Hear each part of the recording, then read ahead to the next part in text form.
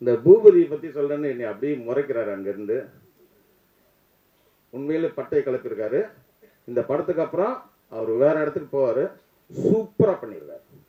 அவருக்கும் என்னுடைய வாழ்த்துக்கள். தேங்க்யூ.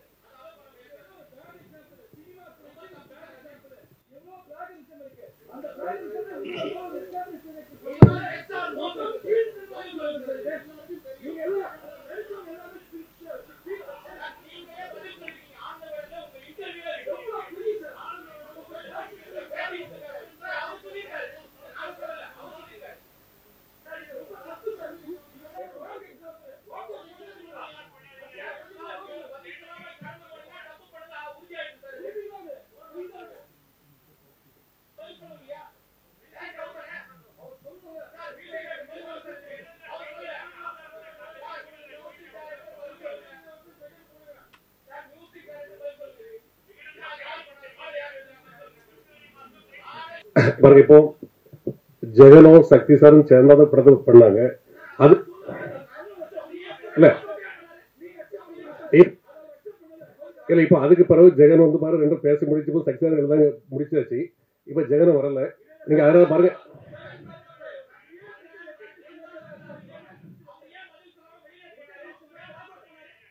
இல்ல அதான் ஜெகன் வந்து அக்செப்ட் அந்த பிரச்சனை முடிஞ்சிட்டு முடிஞ்ச பிறகு அந்த இப்போ பாருங்க இப்ப ஜெகன் வந்து பாருங்க இந்த கம்ப்ளைண்ட் கொடுக்கவும் இல்லை.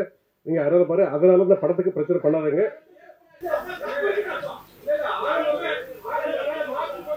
ஜெகன் ப்ளீஸ் எங்க இருந்தாலும் மேடைக்கு வரும்படி கேட்டுக்கொள்கிறேன். ஜெகன் ப்ளீஸ் ஸ்டேஜ் வாங்க.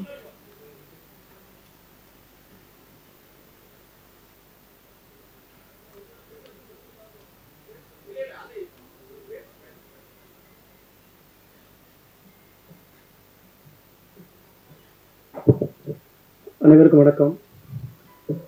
டிரான்ஸ் இந்தியா நிறுவனத்தில் வந்து 2014 வருஷம் ஒரு ஆபீஸ் பாயா சொன்னேன். ஒரு ஆபீஸ் பாயை எனக்கு ஈபிஆர் நெருங்கும் முதலாளி எங்கேயாவது நடக்குமாறு. நான் வந்து பெருசா படிக்கல, பெரிய அழகு கிடையாது.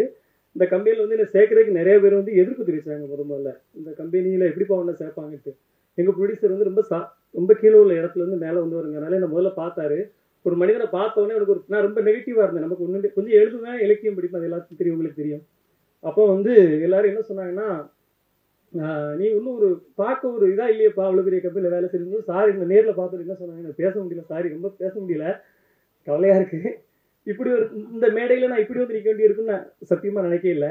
அப்போ சார் என்ன சொன்னாங்க தெரியுமா, ஃபர்ஸ்ட் நீ ஆளு நல்லா ஹைட்டா இருக்கியப்பா, இது எவ்வளவு பெரிய பாசிட்டிவான விஷயம் தெரியுமா, ஹைட்டா இருக்கிறது ஒரு பர்சனாலிட்டி, நீ அதை போல நினைச்சிக்க அப்படின்னு சொல்லி ஃபர்ஸ்டே ஊக்குவிச்சு, நான் ஆபீஸ் பாயா இருக்கும்போது எந்த சேரை தொடச்சனோ அதே சேர்ல சார் என்ன உட்கார வச்சாங்க.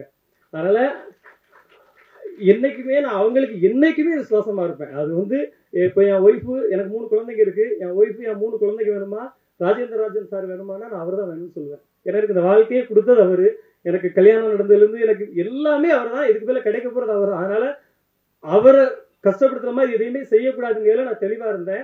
ஆனா அதே நேரத்துல ஒரு உண்மையை சொல்லணும். அது வந்து உண்மையை வந்து ரொம்ப நாள் மறைக்க முடியாது, மறைக்க முடியும், அழிக்க முடியாது இல்லையா, நம்ம அதை சொல்லணும். என்ன நடந்துச்சுங்கிறத சொல்லிடுறேன், யாரும் தவற நினைக்க வேண்டாம் இதுல சம்மந்தப்பட்ட. ஏன்னா இங்க நடந்த உண்மை எல்லாத்துக்கும் தெரியும்.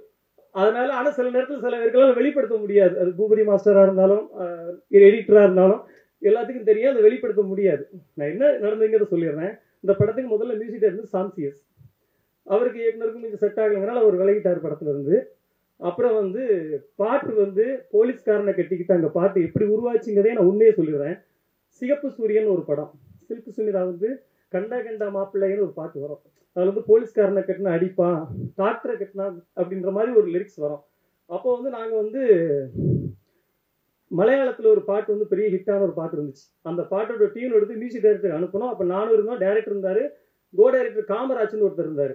அவர் தான் இதோடைய மூலகர்த்தா, இந்த பாட்டுக்கு ஐடியா சொன்னது அவர் தான். இப்படி ஒண்ணு பண்ணலாம், மியூசிக் டைரக்டர் வந்து அந்த டியூனை உள்வாங்கி, ஆனா அதை காப்பி அடிக்கல, அதை விட பெஸ்டா ஒண்ணு கொடுத்தாரு.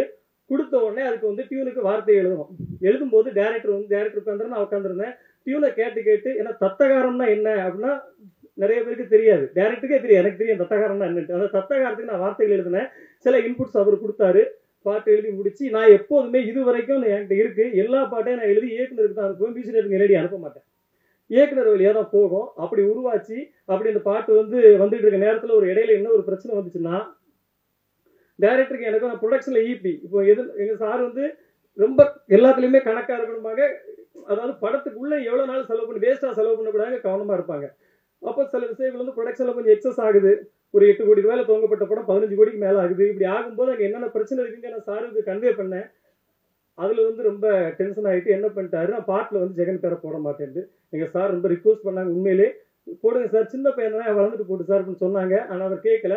சார் நான் ஏன் இதெல்லாம் உங்ககிட்ட சொல்லலை, நீங்கள் எனக்கு தெரியும், நான் முதல்ல சொன்னால் நீங்கள்லாம் எனக்கு இதெல்லாம் எப்படி அவருக்கு உங்களுக்கு தெரியலையா, நான் எதுக்கு சொல்லலை அப்படின்னா, நான் அந்த பிரச்சனையை பண்ணால் அவர் டிஐக்கு வரமாட்டார், படம் ஃபர்ஸ்ட் காப்பி எடுக்க முடியாது, 15 கோடி ரூபா செலவு பண்ணிட்டு பிஸ்னஸ் பிரச்சனைலாம் இருக்குது அப்படின்னு சொல்லிட்டு நான் அமைதியாக இருந்தேன். இன்னைக்கு கேட்டதுனால உண்மையை சொல்ல வேண்டிய ஆயிடுச்சு. இது வரைக்கும்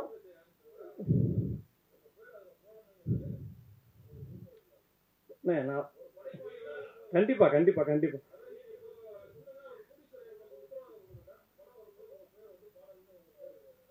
இல்லைண்ணே, அது ப்ரொடியூசர் என்ன முடிவு எடுத்தாலும் அதுக்கு கட்டுப்படுத்திருக்கேன். ஆனா இப்ப எனக்கு உங்களுக்கு இப்ப உண்மை தெரிஞ்சு, ஆமா ஆமா ஆமா நான் சொல்றேன் உங்ககிட்ட யாருக்கே நான் சொன்னேன் இது வரைக்கும். இப்போ பாருங்க இதுதான் ஃபர்ஸ்ட் டைம் நான் கவனத்துக்கு வந்திருக்குது. நீங்க இதை பேசிட்டு போயிட்டு இருக்கு, இந்த ஃபங்க்ஷன் முடியாது. அதில் இதை நான் விசாரிச்சு என்ன படம் நாங்கள் டிசிஷன் எடுக்கிறோம். நான் ஜெயட்டும் பேசிட்டு நான் பேசிடுறேன், பேச முடியும் இருக்கு.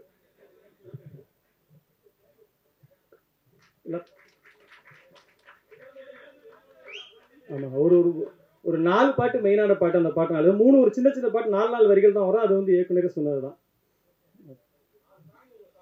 ரொம்ப நன்றி ரொம்ப நன்றி. அதாவது தரணியது அழிந்தாலும் சத்தியம்தான் அழியாதப்பான்னு ஐயா ரவீந்திரர் சொல்லுவாரு. அந்த சத்தியத்துக்கு சாட்சியா நீங்களாம் இருந்ததுக்கு ரொம்ப நன்றி.